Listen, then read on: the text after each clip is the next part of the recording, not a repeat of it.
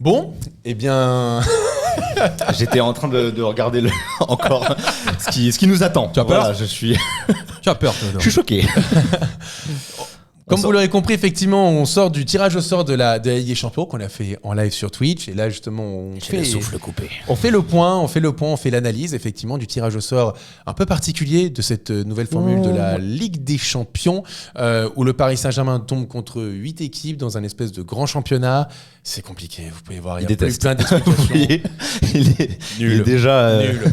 Donc, déjà à bout. Voilà, donc, avant toute chose, en chapeau 1, tu tombes contre le Bayern Munich à l'extérieur et Manchester City à domicile. Dans le chapeau 2, tu tombes sur Arsenal à l'extérieur et l'Atlético à domicile. Dans le chapeau 3, le RB Salzbourg et le PSV Eindhoven, donc extérieur-domicile. Et dans le chapeau 4, c'est Girone à domicile et déplacement à Stuttgart à l'extérieur. Ça fait un sacré tirage pour le Paris Saint-Germain, on va pas se mentir. Déjà, j'aimerais bien avoir vos réactions et à vous aussi dans les commentaires. Je suis déjà épuisé. On avait fait avec Mehdi une petite simulation du pire tirage qu'on imaginait. On en est vraiment pas loin. On n'est pas loin et je sais même pas si... Même quand on s'est dit, allez, on fait le pire, on n'a même pas fait pire que le pire.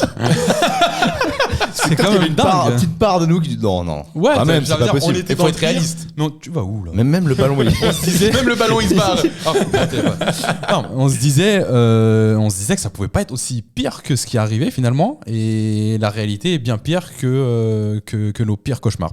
Donc voilà. La différence, c'est qu'on avait mis le Real. Et là, tu vas à Munich avec le tin qui nous a hanté, et tu reçois Manchester City. C'est ça. Mais Vitinha va se venger de ses buts vides à Munich. Bien sûr. Pour une réaction à chaud comme ça, franchement, on tombe sur. C'est plus des groupes aujourd'hui. Les gens l'ont bien compris. C'est un programme de la mort. Voilà, c'est des parcours, c'est des saisons régulières, on va dire, en Ligue des Champions. Oui, c'est de la mort. Saison régulière de la mort, parcours de la mort, calendrier de la mort, appelez ça comme vous voulez, mais en tout cas, il y a de la mort là-dedans. Au-delà même de l'extérieur ou domicile, les adversaires en fait que tu prends, c'est quasi les meilleurs à chaque chapeau. Et c'est ce qui te fait, au final un parcours super compliqué. C'est ça, en fait, tu tombes contre le Bayern et Manchester City. Alors, le Bayern sort d'une saison un peu compliquée, mais ils ont recruté, ils ont un nouveau coach, et c'est une nouvelle saison donc pour eux. Et en plus, c'est à l'extérieur.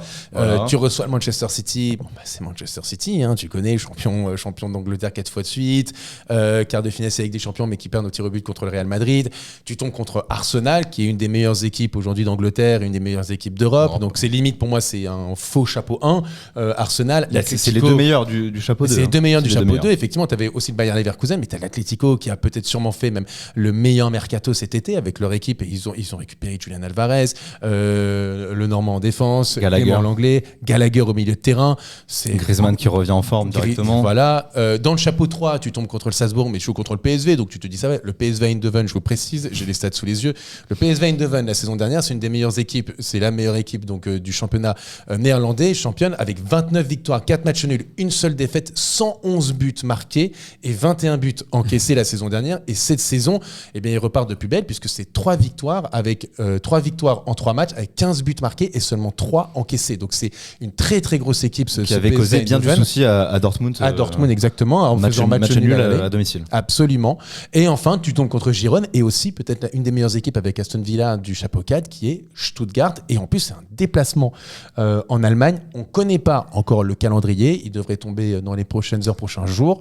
Mais c'est un très très gros calendrier qui attend le Paris Saint-Germain, sachant que tu n'as plus d'un système de poule, tu ne dépends que de toi-même et non plus des autres. Les autres qui peuvent avoir un calendrier simple, que tu sois du chapeau 1 ou du chapeau 4, si ton calendrier est simple, tu peux être dans le top 8, tu peux être dans le top 16 et te qualifier, et quels que soient en fait tes résultats, quoi. Tu dépends aussi du coup aussi oui, tu dépends bien sûr des autres. Voilà, c'est ce que je trouve un petit peu injuste, parce que là tu peux faire un parcours à peu près honorable, tu vois, parce que t'es littéralement dans le groupe de la mort, t'as que des gros matchs, et même si tu t'en sors plutôt bien, en fait, si t'as une autre grosse équipe qui a une voie royale, ou un chapeau 3 qui a une voie royale, t'as même des chapeaux 4 qui ont finalement des parcours plutôt qui peuvent avoir plus de points, peuvent créer la surprise. Eux c'est tranquille, qui marquent beaucoup de points, toi tu te retrouves forcément désavantagé. Rappelle-toi, en phase de groupe la saison dernière, il me semble que le Paris Saint-Germain et le RC Lens finissent avec le même nombre de points. Simplement, Lens est éliminé et Paris est qualifié, mais la différence c'est que Paris se tape un groupe avec le Borussia Dortmund, Newcastle et l'AC Milan, et le groupe d'Arsenal et de Lens était beaucoup plus simple. Donc Bah en fait, C'est terminé à 8 points, je crois, l'année dernière, mais c'était compliqué de les Ouais, mais avoir. c'est parce ces points. que dans notre groupe, tout le monde se mettait des coups, Oui, voilà, alors c'est que ça, dans voilà. le groupe là-bas, t'as Arsenal qui a à peu près Exactement. tout pris. Et donc, Et ce qu'on peut se dire, c'est que si ça c'était un groupe et tout le monde a le même programme dans notre groupe, ça serait un groupe où tout le monde se mettrait des coups. homogène où tout le monde Voilà. se mettrait des Alors qu'en coups. parallèle, Là, t'as par exemple on voyait Monaco qui avait limite un calendrier le plus Barça, simple. le Real Voilà. qui vont faire le max de points. On rappelle en tout cas dans cette nouvelle formule, si c'est une espèce de saison régulière de grand championnat, en fait de 36 équipes, si je dis pas de bêtises, de 1 à 8, si tu es entre premier et la 8e place, tu es directement qualifié pour les 8e de finale avec des champions. Quand tu es entre 9 et 24, tu as un 16e de finale. tu es directement qualifié en tête de série. En tête Ouais. de série, c'est vrai pour les 8e Et de tu attends finale. justement que les 16e se jouent Exactement. entre Le 9 et le 24e.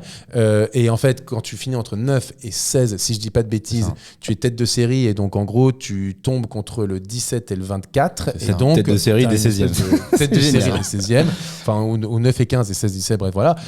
Et derrière, il y a un tirage au sort où tu vas tomber entre 9 et 16. Tu vas être un tirage au sort sur qui tu vas tomber, qui est entre 17 et 24 ou 16 et 24. C'est ça. Voilà. Et Donc, les gagnants des 16e de finale rencontreront entre 8 équipes. 1 et 8. Voilà. Donc tu as, Voilà. un avantage à finir dans les 8 premiers, c'est de te qualifier directement, donc ne pas jouer les 2 matchs des 16e de finale.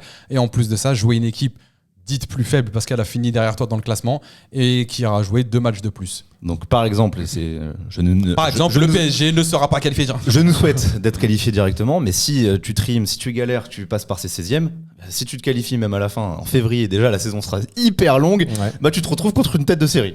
Exactement. Voilà. Exactement. Donc, peut-être que c'est sûr qu'il va y en avoir dans les commentaires de vous êtes jamais content, vous boudez, croyez en votre équipe. On l'explique. là. Juste, on explique. Et factuellement, il y a quand même des inégalités, Il y a des inégalités, entre ouais. les tirages. Exactement. Petite pause dans ces débats pour vous abonner, les amis. On va bientôt passer les 102 000 abonnés. Oui, c'est. Voilà, Ça va c'est pas vite. fini, c'est pas fini. Ça en approche tout des cas, 200K, c'est let's incroyable, go. exactement. On est plus Objectif proche, 200K. des 200K que des 0 abonnés. Et ça, c'est beau. C'est à prendre. Voilà, les émotions. En tout cas, n'hésitez pas à vous abonner, ça nous donne la force. Merci beaucoup pour vos messages, vos abonnements, vos likes. Ça nous aide aussi dans l'algorithme et les derniers talks ont super bien marché. Donc continuons comme ça à tout exploser. Et c'est seulement grâce à vous. Bon, peut-être aussi un peu à nous autour de la table, mais c'est surtout grâce à vous. Surtout grâce à vous. On peut faire le meilleur travail du monde si les gens ne nous regardent pas. Retour à la vidéo. Est-ce que vous êtes Comment ça On est va inquiet. autour de la Est-ce que vous table? êtes inquiet, optimiste avant ces rencontres Moi, j'ai envie de tempérer l'inquiétude. Ah, de base, mon C'est sentiment. quand même incroyable. Non, mais Bon, non, c'est midi, c'est Oui, c'est vrai, le retour c'est du l'homme 70-30. je partage l'inquiétude de la grande majorité parce qu'on a vu un peu ce qui se dit sur les réseaux et tout, tranquille. Les gens ont l'air plutôt inquiets et c'est logique et légitime. Quand tu vois ce que tu vas affronter, franchement, normal. En revanche, je dis juste que le temps d'un match, il est possible de battre Manchester City à domicile. Alors, ça serait. là, c'est 8 matchs.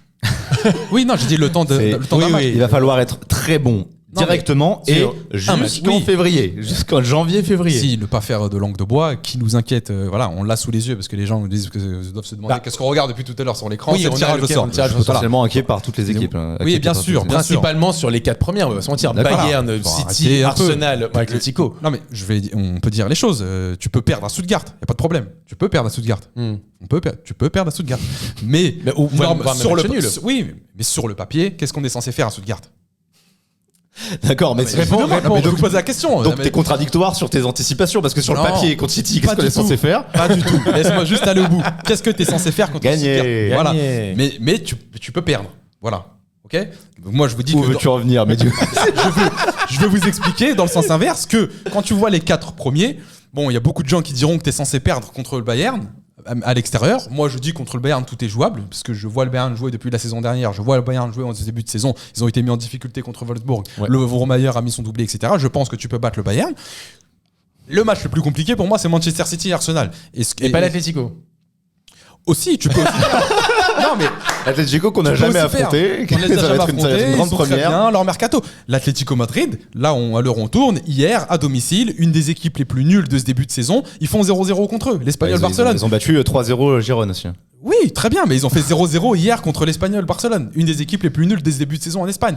Donc ce que je dis, c'est que le temps d'un match, tout est possible. Donc est-ce que sur le papier, tu perds contre Manchester City? Oui, mais on verra ce qui se passera sur la pelouse. Maintenant, le sentiment global, oui, c'est l'inquiétude, parce que quand tu vois ces équipes-là, encore une fois, t'es censé pas prendre 2 points sur les chapeaux 1 et les chapeaux 2. L'inquiétude, voilà, c'est de ne pas se qualifier entre 1 à 8 ou carrément ne même pas se qualifier pour les barrages. Là, à chaud comme ça, moi, il faut 1 à 8. Non, ça m'a l'air compliqué parce que encore une fois, il faut recontextualiser. Tu es dans un système de championnat. Donc, même si toi, tu avec prends des gens tu t'en perds pas tant que ça. Alors, si tu nous vois déjà pas entre. Bah, si je t'en perds parce que tout le monde dit l'inquiétude, etc. Je t'en perds aussi parce que. Non, mais peut-être que comme je l'ai dit tout à l'heure, j'ai lu des gens sur les réseaux et j'ai vu des gens qui disaient que le PSG allait être éliminé. J'ai vu des gens qui disaient que le PSG allait être pas tête de série des 16e. Donc c'est ça. Donc toi, tu vois plutôt entre 9 et 16. Moi, je pense que le PSG peut se qualifier entre la 9e et la 16e place. Et si le PSG est en grande forme, bah, tu peux battre le Bayern, tu peux aussi battre l'Atlético,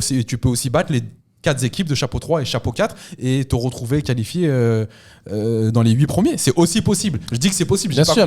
Et après, c'est une nouvelle formule et peut-être que finalement, avec les années, ça va se normaliser même de finir tête de série, justement, comme tu viens de l'indiquer, des barrages entre 9 et 16. Parce que là, on le voit directement comme potentiellement un échec. Peut-être que ça va se normaliser. Peut-être que, moi, je ne trouverais pas que ce sera un échec. Peut-être que ça va être plus compliqué qu'avant de se qualifier. Ça dépend qui t'as devant toi. Et ça dépend aussi du calendrier des autres. Ouais, c'est ça. Donc il faut relativiser. Après, ça reste, comme tu l'as dit, ça reste possible de faire mieux aussi. Le mercato est pas terminé. Peut-être que ça peut nous mettre un petit coup de pied aux fesses. Attends. T'as vu la réaction de Campos pendant le tirage? Le pire, c'est Nasser. C'est vraiment, j'aurais fait. Donc, on est sûr du truc. On est. L'US Rovell. Non, mais c'est un test. Parce que peut-être que beaucoup vont nous dire, du coup, on s'est emballé au bout de 2 matchs. Et là, on se calme juste après le tirage alors que ça n'a pas encore commencé. Ça n'a rien à voir. Déjà, ça n'a rien à voir. Rien à voir. Tu peux aussi tu peux dire que Paris a fait un super match, que le projet est assez cohérent, machin, et te rends compte que t'es face à genre 4 équipes qui sont genre vraiment tout en haut d'un chapeau 1 pour moi. Excuse-moi, Arsenal, Atlético, Bayern, Manchester City. Un ensemble d'équipes qui sont très costauds. Mais même là, ce que je voulais dire, c'est que si tu as ce visage que tu as eu contre Montpellier, que tu l'as à chaque fois avec le même 11, etc., peut-être que tu peux regarder ces équipes dans les yeux. Même en soi, à domicile, même un City, vous allez me prendre pour un fou. Avec l'équipe, l'énergie, les joueurs, tu peux faire quelque chose. Le problème, c'est que, comme on l'a dit, de septembre à janvier, tu dois tenir sur le même rythme. Oui, parce qu'on précise, les matchs vont jusqu'au mois de janvier cette année. Et t'es à une blessure près, que ce soit en défense ou en attaque, d'avoir une équipe beaucoup moins séduisante. Bah, tu as déjà ta blessure en attaque, je te rappelle. Tu vas faire les premiers matchs de Ligue des Champions, moi, jusqu'au fin d'année 2024, début 2025, sans Gonzalo Ramos. Du coup, moi, je suis dans l'inquiétude, mais je pense que. Et alors vous êtes dans l'inquiétude, je sais pas. Justement, moi, c'est sur ça que j'appuie, sur le fait que je suis vraiment frustré. C'est pas encore fini. Je suis frustré qu'on n'ait pas un effectif qui soit davantage taillé pour justement répondre à cette exigence et sur ce rythme complètement. Du coup, tu es inquiet ou avec ce groupe-là. Ouais.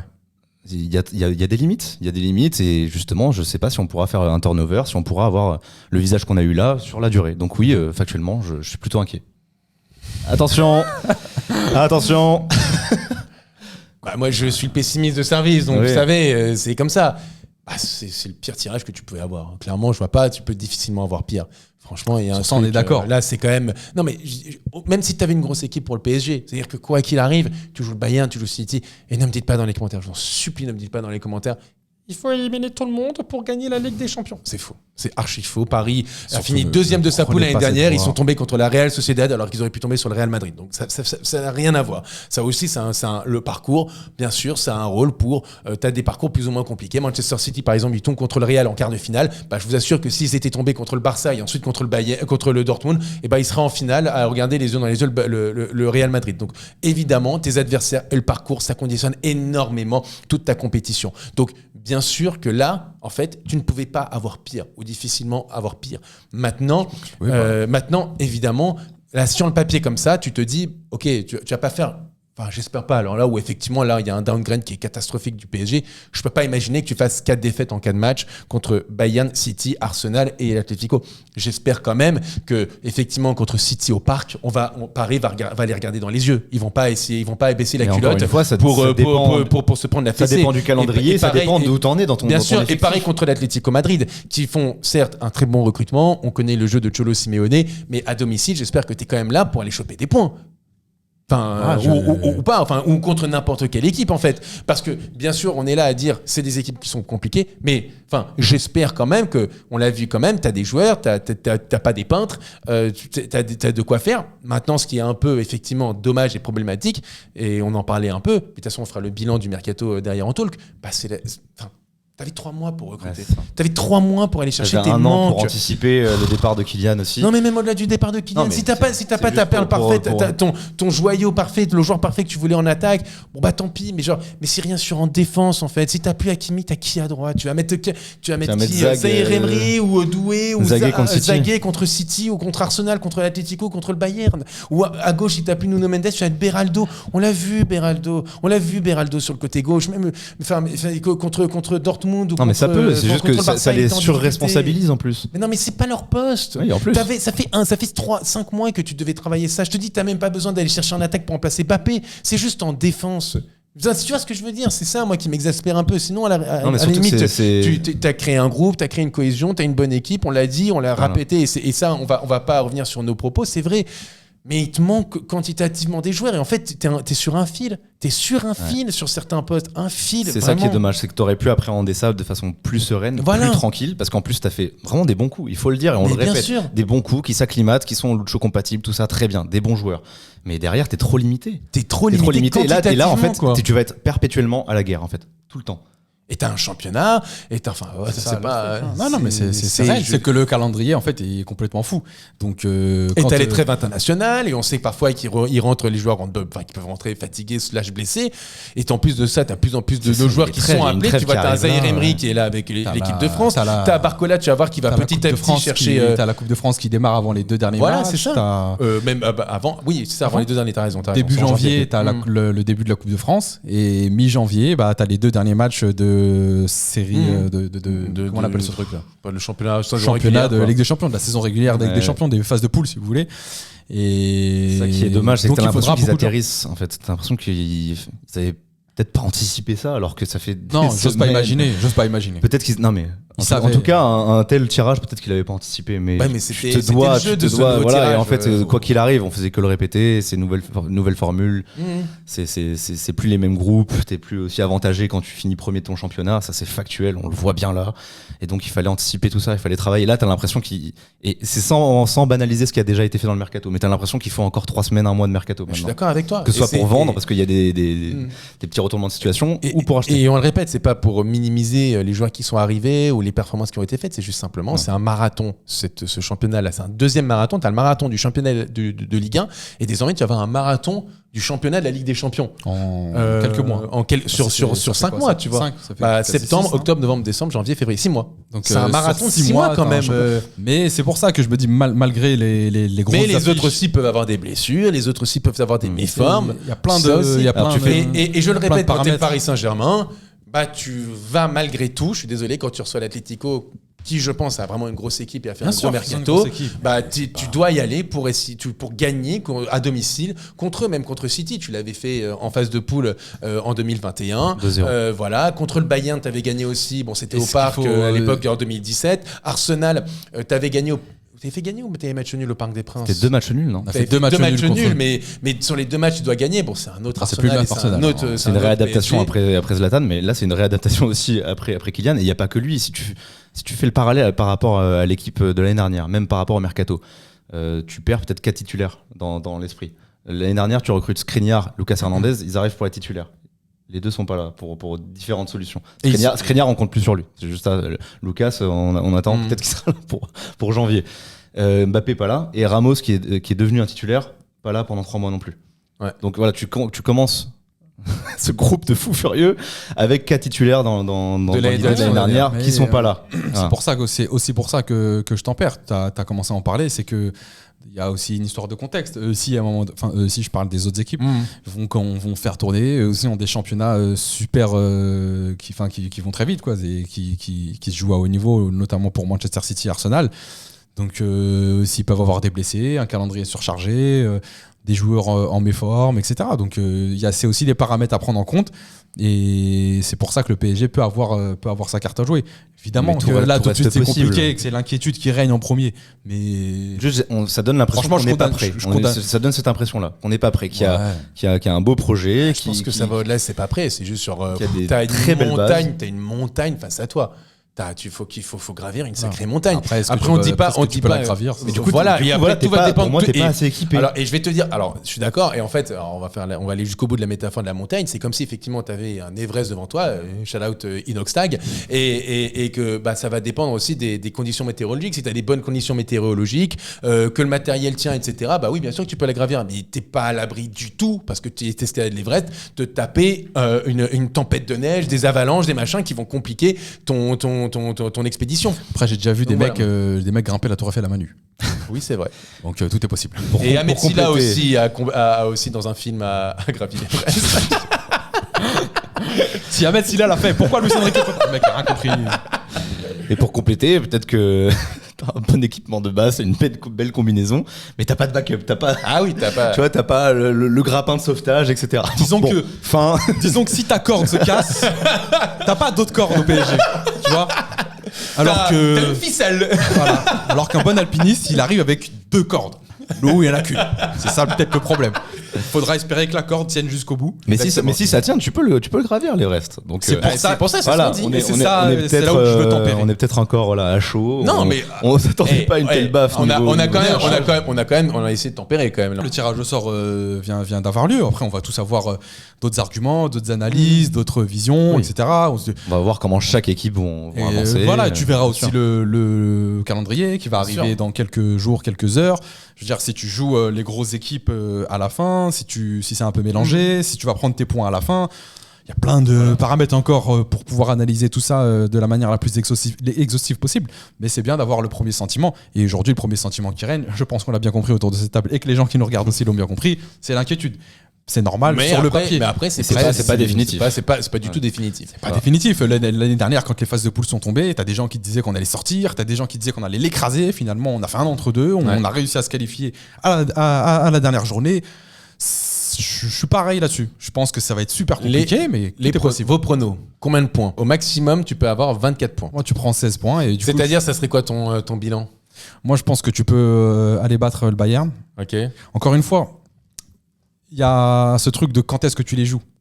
Moi, là, on est le 29 août, jour du tirage. Si ce week-end, on joue le Bayern, vu ce que j'ai vu la semaine dernière, et si je dois parier, si je dois me couper le bras sur la victoire du PSG, je mettrai mon bras sur la victoire du PSG contre le Bayern, parce que j'ai vu la forme actuelle du PSG et celle du Bayern. Je suis désolé, tu regardes le match du Bayern contre Wolfsburg, ils se prennent des claques. Donc, ils gagnent 3-2 dans les dernières minutes. 3-2 dans les dernières minutes. On peut dire pareil pour l'Atlético. Tu peux dire pareil pour l'Atlético. Je les ai regardés hier contre l'Espagnol Barcelone, ils galèrent chez eux. Tous leurs joueurs, Griezmann est rentré à la mi-temps, sort l'autre, tous leurs joueurs. Ils ont beaucoup d'automatismes à relancer. Alors que nous, bon, le petit point positif du fait de ne pas avoir beaucoup recruté, c'est qu'on a une équipe qui se connaît plutôt bien. Mais moi, donc il faut jouer maintenant qu'on est frais, maintenant que ça se passe bien, on l'a vu. Et si je dois donner direct les gros. Si je dois donner mes pronos, je pense que du coup tu peux battre le Bayern. Je pense que tu perds contre City chez toi et Arsenal chez eux. Je pense que tu fais un match nul contre l'Atlético. Donc ça fait 4. Et après, les chapeaux 3 et les chapeaux 4, tu es censé tous les battre. 4, 7, 10, 13, 16. Donc tu fais 16 points. Et là, encore une fois, on ne peut pas se projeter sur le classement parce que c'est sur 36 équipes. Ça dépend des résultats des autres. Mais je pense disons que 16 sur 24, avec 16 points, je pense pas que tu sois dans le top 8, mais tu es dans les premiers. Je sais pas. Je pense qu'avec 16 points, tu peux des accidents. Mais ça dépend des autres. Si t'es 9 ou 10, c'est dur de se projeter, ça dépend des autres. Mais je pense qu'avec 16 points, en tout cas, tu vas à minima en tête de série en 16e de finale. Objectif 16 puntos de Mehdi. Ouais, je le pense sincèrement. Là, en voyant ça comme ça, et encore une fois, il y a le paramètre quand est-ce qu'on les joue. Donc voilà, on tourne là, le tirage vient de se finir. Il faudra voir quand est-ce qu'on les joue. Théodore, moi je te rejoins à peu près entre 14, 15, 16. Je sais qu'on a quand même du mal à l'extérieur. Bayern, ça laisse des traces. Je suis pas sûr qu'on les batte chez eux. Peut-être que City, tu peux arracher un nul chez toi. Voilà. Donc je ferai une moyenne de 15, on va dire. Et moi, je prends aussi 14 points. Ok, dis-nous. C'est-à-dire que je vois j'enlève 3 le point, victoires sur 4 contre le chapeau de 3 et 4. Ok. 3 victoires et un match nul. Tu vois qui est le match nul? Le PSV ou Stuttgart à l'extérieur. Ok. Je vois dans les chapeaux 1 et 2, je vois 2 défaites, une victoire, un match nul. 2 défaites. Tu vois qui les 2 défaites? C'est ça qui m'intéresse, moi. City Arsenal? City Arsenal. Ouais, comme bon. Ok. Bon, on a à peu près d'accord. C'est là où aussi on peut relativiser par rapport à ce que peuvent nous dire certains, je pense, c'est que pour se qualifier, tu peux quand même te qualifier comme on l'a dit, et du coup t'as pas le droit à l'erreur contre les 4 dernières équipes. Exactement. Et ça, normalement, c'est à ta portée et tu te dois de passer à ce niveau-là. Ah ouais, mais Donc c'est pas une fin en soi. C'est la 3e fois que je le dis, mais ça dépend quand est-ce que tu les joues. Bien Parce sûr, que si exactement. tu joues les 4 rapidement, derniers à la fin, c'est mieux. tu peux arriver effectivement dans la position de j'ai pas le droit à l'erreur. Avec tes automatismes, tu essayes de prendre le max de points parce que là, j'ai dit une victoire, un match nul, mais ça peut être beaucoup plus. Hein. Je te dis encore une fois, c'est rien de définitif du tout. C'est des projections comme ça, mais oui, mieux vaut les prendre le plus rapidement possible où ils sont pas vraiment rodés. Et derrière, tu sais que tu peux prendre le max de points contre les 4 autres équipes des 2 derniers chapeaux. Voilà. D'accord. En tout cas, dites-nous, vous, dans les commentaires, le nombre de points que vous estimez du Paris Saint-Germain dans ce fameux nouveau extraordinaire championnat de la Ligue des Champions. Inquiétude ou pas inquiétude, les gars? Inquiétude, pas inquiétude. Tout reste à faire, hein, tu peux. Voilà. Obligé d'être tous négatifs aussi. Non, j'ai vu des gens aussi très sur 2. Donc ce qui me gêne un peu, c'est que je pense que si tu avais eu ce tirage au début de l'été, je pense que le mercato n'aurait pas été le même. Tu te laisses 2 mois pour travailler après ce tirage. On a vu la réaction de Campos et Nasser. Et je suis d'accord avec toi. Voilà, je donc pense qu'il n'a pas été le même. Ça me gêne un petit peu. Ça. Et ben, ça sera un talk, le talk du bilan du mercato qui vous arrive attendra, très qui vite. arrivera samedi midi, pour tout vous dire. Donc voilà, n'hésitez pas à rester branchés, comme dirait Chez Les vous. Jones. les Jones. Yes. On se retrouve Il pour un se prochain désolidarise talk. de ce mouvement. Yes, la jeunesse. Regardez le sol. Regardez. Regarde Hakimi. On est trop jeunes entre nous chez CS, les 100K. En tout cas, abonnez-vous, les frérots. Voilà, on va exactement. suivre la saison tous ensemble. Au moins, il va y avoir des choses à La dire. saison, on va la suivre. Comment elle va se passer, on sait pas. Il va y avoir Mais nous, on va des la suivre. Nous, on va avant-matchs, être des un peu être sûr. Exactement. Ça va être la folie. À très vite pour un prochain talk. Ciao tout le monde. Ciao. Ciao.